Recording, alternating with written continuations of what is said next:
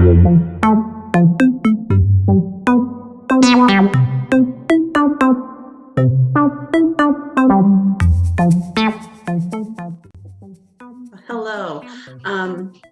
I'd made a comment or I posted a post that I got some markers in a container that I didn't really like, so I made my own.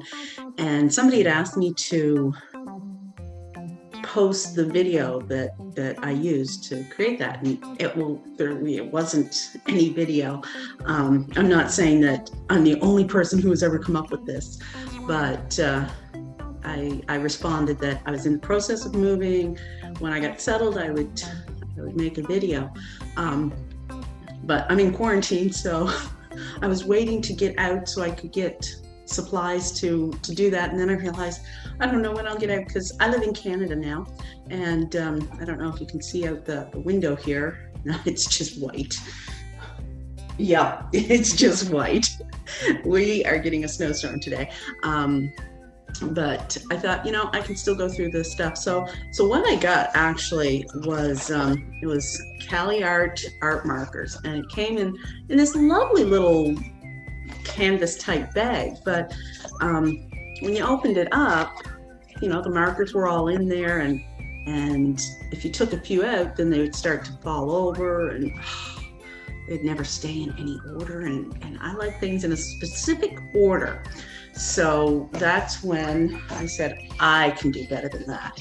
And I eventually made what looks like this. So the Velcro flap here, and all my markers are in order by a specific color pattern. So let's look at how I did that. First of all, I found a box that I thought would fit the markers, and I actually happened to have a box that fit the 81 markers perfectly, and not a lot of wiggle room, as you can see from that. Well, I have a ton of Sharpies. I keep them in a Folgers can, and that is pretty full. I've got some of the chisel tip, the fine point, and then some of the ultra fine point. I actually have so many that they won't all fit. Anyway, I'm not sure if I'm going to make a box for this one or not. I don't have the perfect size box. But I'm going to pretend that I'll be making them. I did find this somewhat small box, just a USPS box. And what you want to do, first of all, is determine the length, width, and height. So, and it has to be of the inside. So here we have 7 1/4.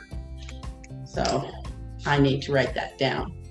7 1/4 by almost 10. And we also need the height. Now this one is, let's see, we'll say 4 3/4. And measurements don't have to be exactly precise. 4 3/4.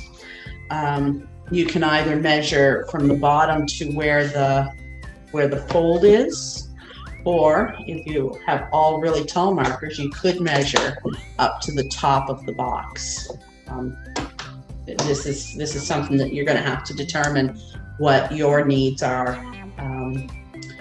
going forward from here. So then what I did is I flipped the box, try to get these flaps out of the way so you can see, and I just put the markers in there to get an idea. Those are not the ones I want. Get an idea of how many would fit each way in the box. I just found it was easier to do it that way than to measure and try to do math, because it's been a long time since I've been in school, and while I enjoyed math whilst I was in school, not so much anymore. So we can get 1, 2, 3, 4, 5, 6, 7, 8, 9, 10, 11, 12, 13 this way. And then, so I'm gonna write that down before I forget. 13 markers by, and we flip the box over. It's up again. You'll notice that I measured the small part first. And you might even want to, if you're using something that Sharpie has a wider middle, but you might want to put your cap end down because it has the little clip on it that's going to make it a little bit wider at the bottom. But I didn't do that, so do as I suggest, not as I do. And yeah, I'm gonna say that's it, because you don't want to put them in so they're just snug, because then you wouldn't have any room for your dividers. So 5, 10, 15, 18. So there we have our dimensions and the things we need to know. What we do now is we go into design space. So let's head over to design space. All right, so here we are in Cricut design space. And what we do to begin is we grab a shape. We'll grab a square, but of course we won't leave it a square. We're going to unlock the proportions and we're going to change the width so it's the same width as our smallest sheet, which is 7 3/4. And our height for the box is 4 3/4, but I'm going to change that to 4 1/2. Simply because, first of all, that'll keep the grid down below the top of the box. It'll look a little prettier. But also, on the next step, when we create our cut lines, it's easier if that number is 4.5 rather than 4.75. So what we are going to do is, let's see here, we are going to insert another shape, and this time it's going to be a score line. There we have our score line, but we are going to change that to a cut line because we want to cut. And I'm going to, well, we need 12 cut lines because our sheet, or we have 13 markers, sorry. We have 13 markers, so we'll need 12 grids to separate them, and that means 12 cut lines. So let's change our height so it's the right height. And we're going to change that to half of the size of the box. So that would be 2.25.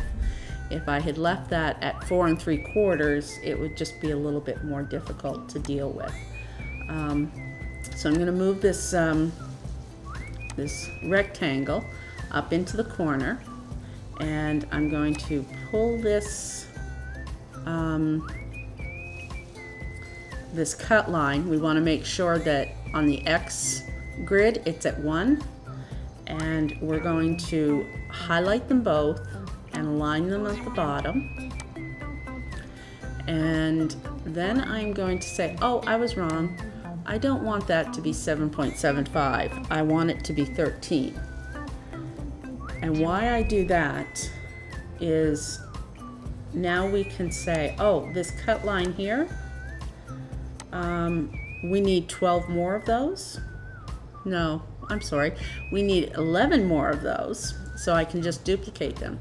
But because we changed the size, it moved where it was, so I'm going to put it back at the 1 inch mark, and then I'm going to duplicate 11 times. So let's do that. 1, 2, 3, 4, 5, 6, 7, 8, 9, 10, 11. All right, and then we are going to take the first one that we duplicated, and we're going to say, I want that to be at the, let me see, 4 inch mark. And we'll take the next one, and we'll say, I want that at the 5 inch. and 6 inch will be the next one. And then the next one is already at 2, so you're going to skip that one and go to the next one and tell it, I want that at 7, and so on and so forth. So just move your lines.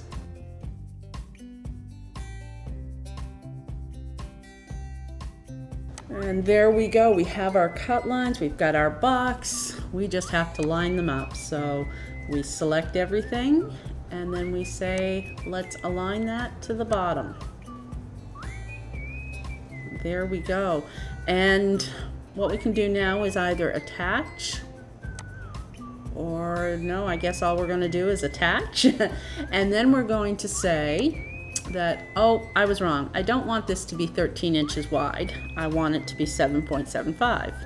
So what we have done is we've allowed the computer to figure out the actual width of the grid. So that is our first grid piece that we're going to make. And the second one is very similar. It's just we're going to use a 10-inch box and make it for 18 markers. So I will do that quickly as you watch.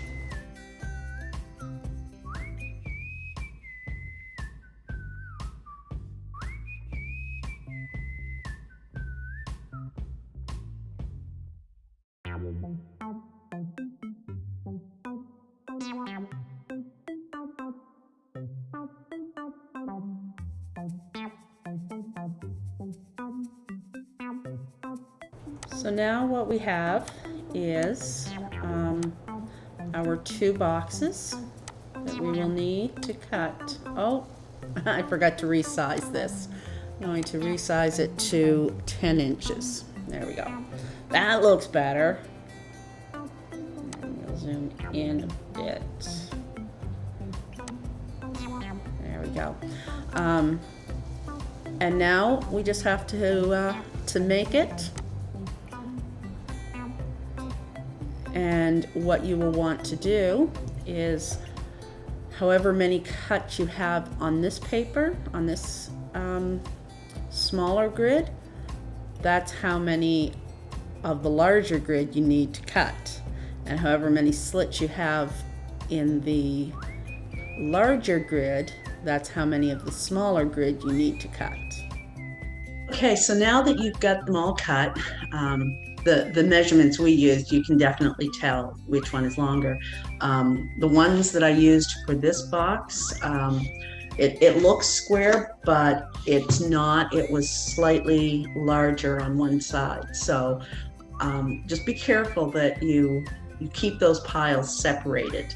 So we go from having cracker boxes like this to having grids like this. So I didn't cut any because this is the only proper box that I have. Something I didn't go over in Cricut Design Space. Find the appropriate setting for your blade.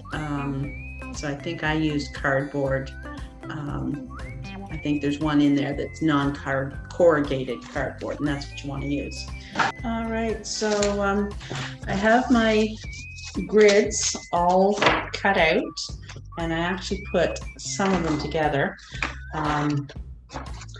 As they print out, remember to separate which ones are going this way and which ones are going this way.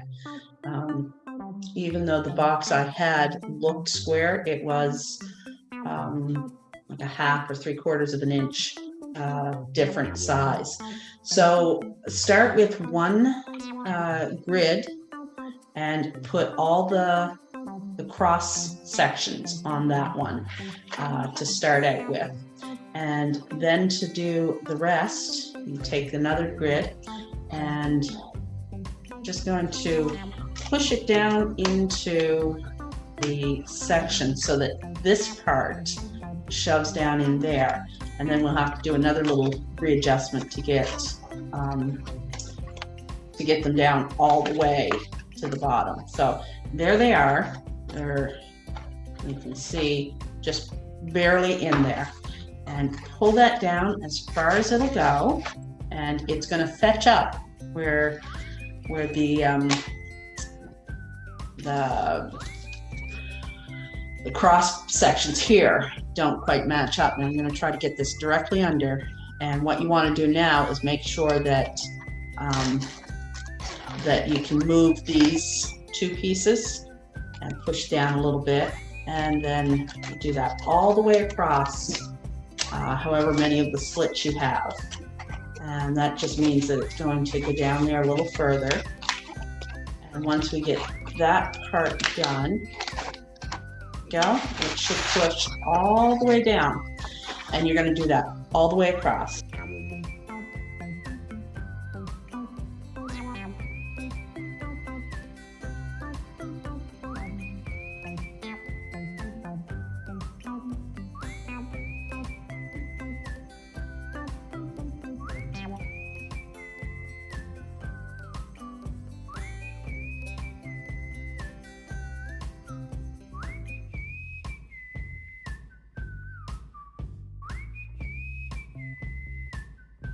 Okay, and there we have our grid, and you know it's good when it can fold one way, but man, that is sturdy.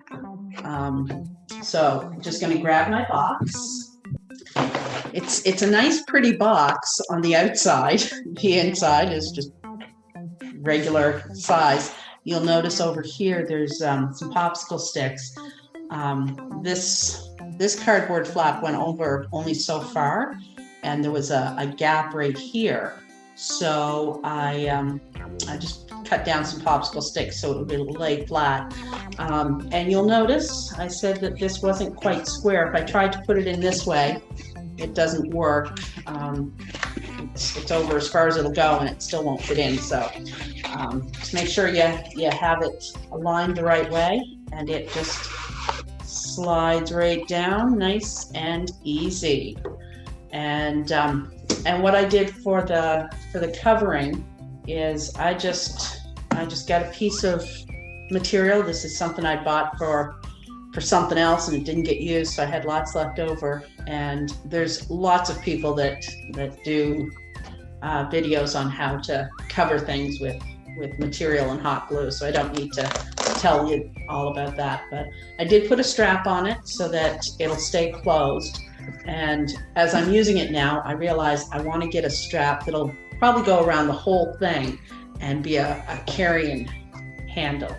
And since these are alcohol markers, I want them to lay flat so that the pen is horizontal rather than standing up.